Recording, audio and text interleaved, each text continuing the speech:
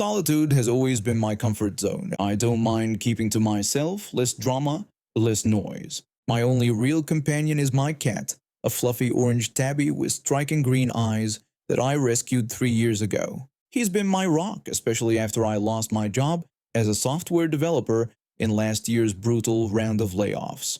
About 6 months ago, my cat started having digestive issues. The vet diagnosed him with inflammatory bowel disease, which means he needs regular checkups and medication adjustments. These appointments happen every few weeks, and since I don't own a car, I have to take the metro to get to the veterinary clinic across town. This one Tuesday started like any other appointment day. I carefully placed my cat into his carrier, a soft-sided, well-ventilated travel case that I'd bought specifically because it was comfortable for him during these trips. He settled in quietly, used to the routine by now. The metro station was crowded as usual during mid-morning. I found a seat in a car that wasn't too packed, sitting next to a woman and what appeared to be her son, maybe around 7 or 8 years old. I placed the carrier on my lap, making sure my cat was comfortable. Not even a minute later, I heard the child excitedly point out my cat to his mother and ask if he could have it. I was a bit surprised at the question, but figured he just wanted to pet my cat. Before I could offer, the mother told her son that of course he could have it, then turned to me and asked if she could have my cat. I blinked several times, sure I had misheard. When I asked her to repeat herself, she told me again that she wanted my cat, her voice shifting from sweet to annoyed in seconds, like I was being unreasonable for asking her to clarify. I refused, telling her she couldn't have my cat, but offered to let her son pet him instead, trying to be reasonable. This apparently was the wrong thing to say. The kid's face scrunched up, turning red almost instantly. He started screaming that he wanted to have my cat right now, repeating his demand over and over while stomping his feet on the floor of the metro car. People were starting to stare, but I was more concerned when I saw the mother reach for my cat's carrier. I instinctively moved to block her, gently pushing her hands away from the carrier. The look on her face shifted from entitlement to pure rage. She accused me of touching her, her voice raised in outrage. Before I could even respond, she slapped me across the face. Hard.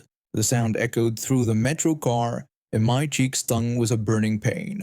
I was so shocked I couldn't even speak. That's when a man sitting across from us stood up and stepped over. He told the mother she needed to calm down and that she couldn't just hit someone and try to take their pet. The mother shouted back that I had assaulted her first and claimed that it was actually her cat that I had stolen from her son.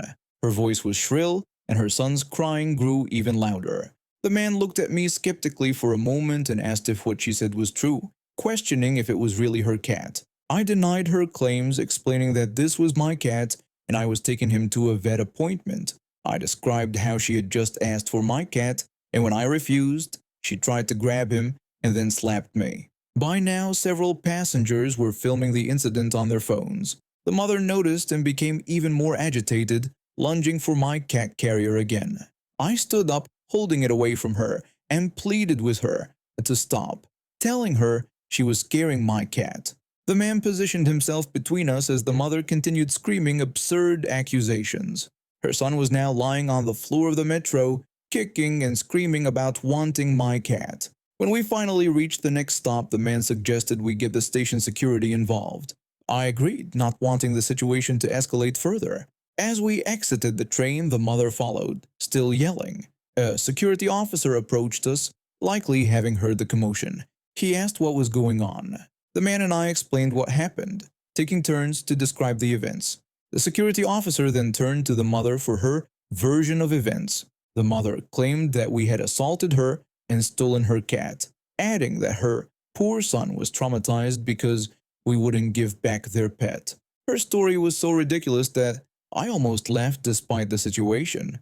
I countered her claims, mentioning that I had vet records in my bag proving this was my cat, explaining about his medical condition and my reason for traveling with him.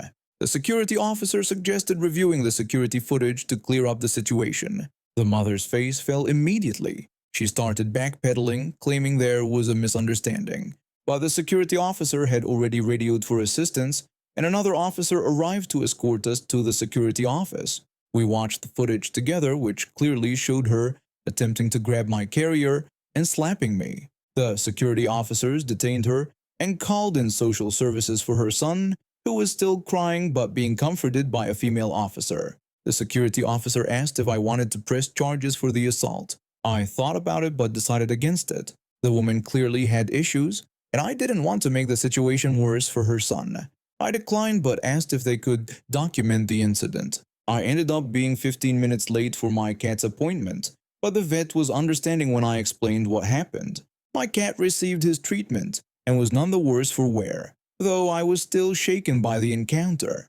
Later that week, I received a call from the Metro Transit Authority, informing me that the woman had been banned from using the metro system for 6 months and was required to attend anger management classes.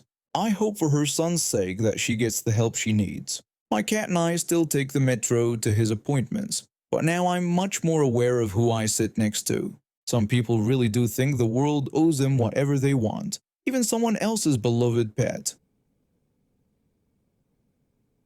I work at the scariest haunted house in town. Super Haunts is what I'll call it here. It's a seasonal gig that pays pretty well. And honestly, I love making people scream their heads off as they navigate through our carefully designed horror maze. Working at Super Haunts has taught me a lot about how people react to fear. Some laugh nervously, some cry, some freeze in place, and others, the ones we hate, get aggressive. These aggressive types are exactly why we have strict rules at Super Haunts. The main one being, don't touch anything. Not the actors, not the props, not the animatronics, and especially not our beloved puppets. One of our star attractions is this massive puppet we call Big Mouth. Picture something like that man-eating plant from Little Shop of Horrors. Huge, toothy, and absolutely terrifying when it lunges at unsuspecting guests. Everyone who works at Super Haunts has a soft spot for Big Mouth. The puppet is expertly crafted, and the scare factor is off the charts when operated correctly. This story isn't actually mine, but my co-worker told it to me, and it still makes my blood boil. I'll share it exactly as she told it to me. It was the second weekend of October, our busiest time. I had just finished my dinner break and was heading back to my station. I work in the butcher's freezer section, where I pretend to be a half-frozen victim.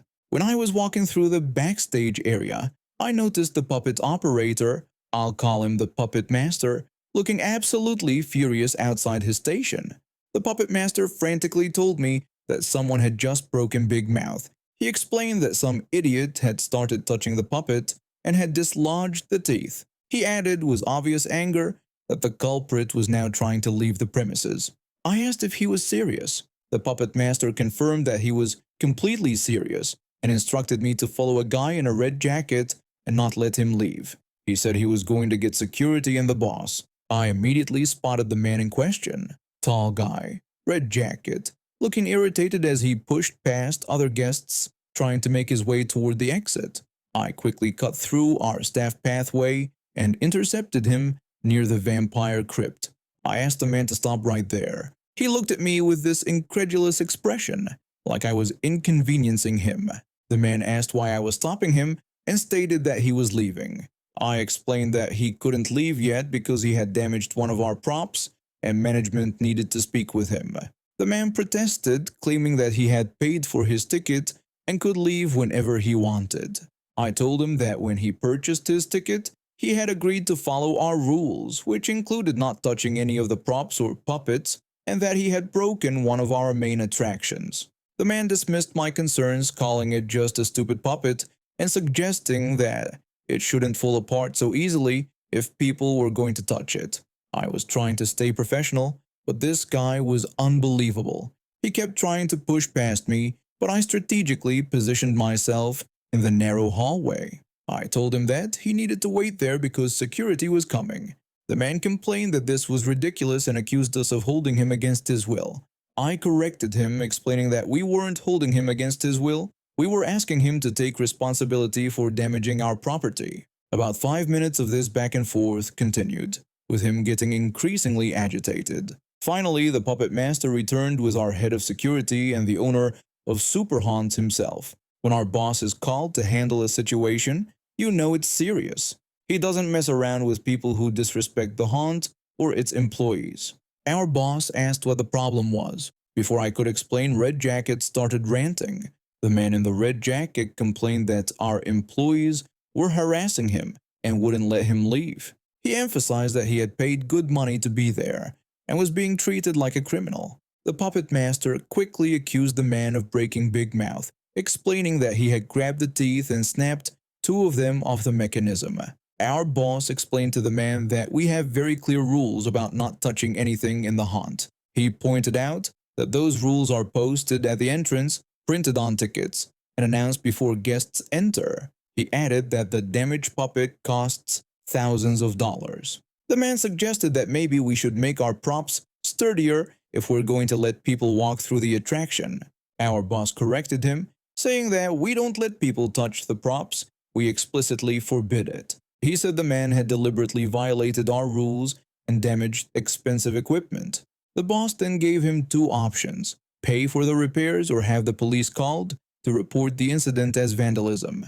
The man's face went from red to white pretty quickly after that. I think he finally realized he wasn't getting out of this one. The man reluctantly agreed to pay, asking how much it would cost. The boss gave him a figure, I'm not sure exactly how much, but judging by Red Jacket's reaction, it wasn't cheap. He reluctantly pulled out his credit card, muttering under his breath the whole time.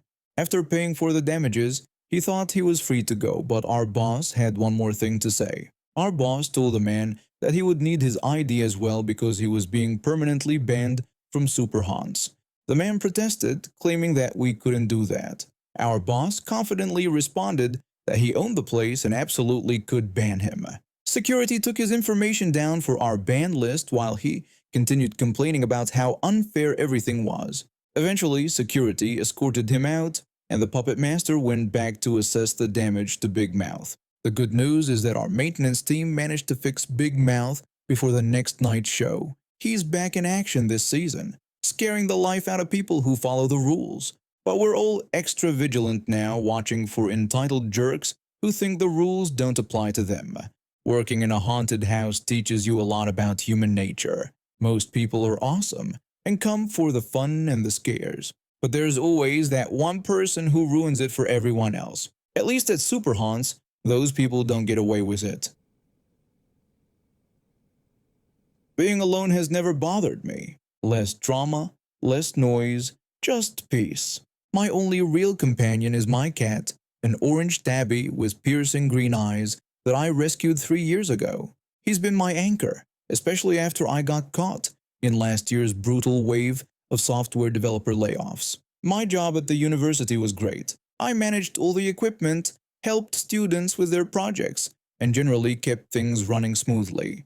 It was a nice gig that gave me decent hours and enough free time to hit the gym regularly. That day in early May was absolutely beautiful. The kind of spring day that makes you want to be outside.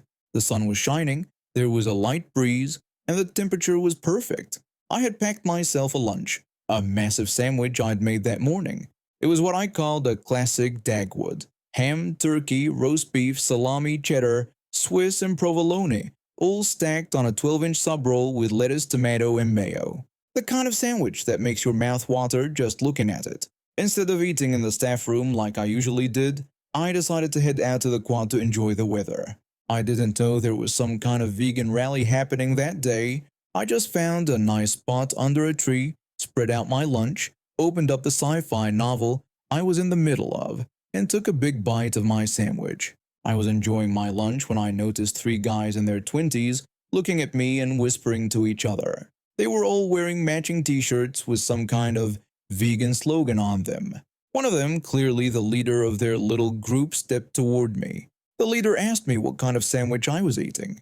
I started describing the contents of my sandwich, mentioning the ham, turkey, roast beef, salami, and different cheeses. Before I could even finish listing everything, all 3 of them became visibly upset. Their faces turned red as they started shouting over each other. The leader yelled that meat was murder and questioned how many animals had died for what he called my disgusting sandwich.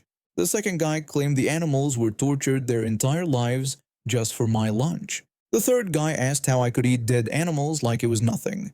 They continued their tirade for a minute or two. When they finally paused to catch their breath, I looked up from my sandwich and asked them if they knew where the word vegetarian come from.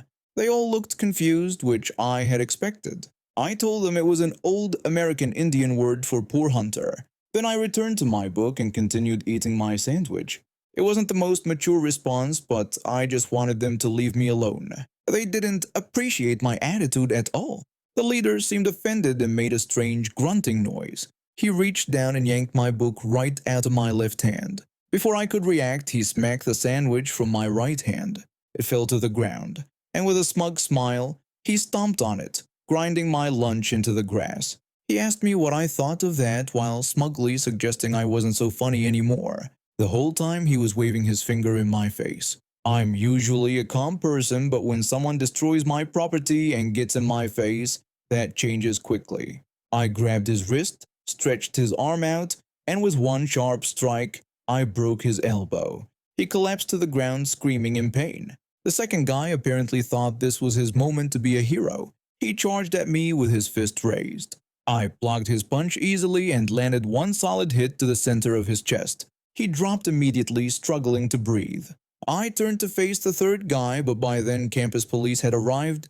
They detained all four of us. The DC police were called, along with an ambulance for the two injured guys. I spent that night in a jail cell thinking about how a simple lunch had turned into such a mess. A few weeks later, we all ended up in court. When it was my turn to speak, I told the judge exactly what happened, keeping it short and to the point. I explained that I was eating my lunch peacefully when these three approached me. I described how they verbally harassed me about my food choices, and when I didn't respond as they wanted, one of them destroyed my property and threatened me. I said I had simply defended myself. The three guys, on the other hand, saw this as their opportunity to deliver lengthy speeches about animal rights, factory farming, and the ethical implications of meat consumption.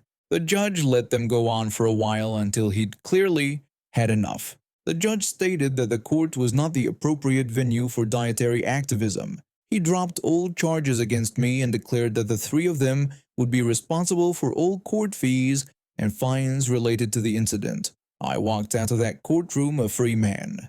Never again did I eat lunch on the quad without checking what events were scheduled that day, and I always make sure to bring a backup sandwich just in case. I used to work for a travel-heavy consulting company that required constant movement between locations. Our headquarters were in Chicago, but employees lived nationwide, which worked in our favor since we rarely needed to visit the main office. The company had two ways to start your monthly rotation. You could volunteer for an assignment before your normal rotation. They'd fly you from home to the job site, or if work was available near your home, you could start there. With the second option, they paid you reduced travel compensation for the theoretical travel time from Chicago to your hometown, 1 hour paid for every 3 hours of travel. This arrangement saved the company airfare costs while allowing us to work close to home with a little extra pay. Living in Hawaii, I regularly took advantage of starting in Honolulu, where plenty of work was available. Since the Chicago-Hawaii flight was about 9 hours, I get paid for 3 hours of travel time, and the company saved on plane tickets. Unfortunately, this company had one of the most toxic cultures I've experienced. Management was petty and aggressive, firing people for ridiculous reasons without warning. I once saw 2 co-workers get fired over minor fender benders with minimal damage. They even fired those employees' supervisors. Everyone walked on eggshells. I was trying to find another job, but the market was terrible. After avoiding drama for my first year and a half, trouble finally found me. One day I noticed they weren't giving me the 1 to 3 travel pay for starting in my home city. I called payroll to fix what I assumed was a simple error. When I called, the payroll representative told me they don't provide travel pay for my situation.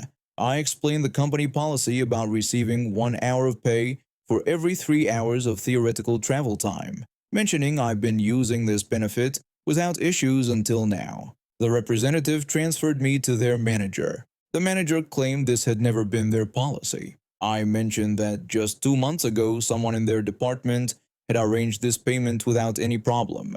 The manager said They would investigate who told me that and counsel them on correct policy. That's when I realized I had spoken with this exact same manager 2 months earlier. When I pointed this out, there was an awkward pause before the manager simply stated they don't do that anymore. I said okay and hung up, completely confused by the interaction. The next month, instead of starting in Hawaii, I volunteered for an assignment in Germany. Now, instead of paying me about $100 in travel pay, they were paying 1. Business class airfare from Honolulu to Frankfurt, about $4,000. 2. My actual travel time. 3. Another employee's flight to Hawaii to cover the work there. I continued this for 6 months until finding a new job. Each month, I volunteered for assignments requiring expensive international flights from Hawaii. I collected airline miles and saw amazing places while the company wasted thousands of dollars, all to avoid paying me $100 in travel compensation. They had other short-sighted policies too. If they knew you had connections in a work location, they wouldn't give you meal allowances if you canceled your hotel. So everyone would check in, then stay with friends anyway, costing the company both the empty hotel room and the meal allowance. This thinking was common throughout the company. Management would spend absurd amounts to prevent employees from benefiting even when the original arrangement saved money. I wasn't surprised when they went out of business a few years later. With such spiteful mismanagement, it was inevitable.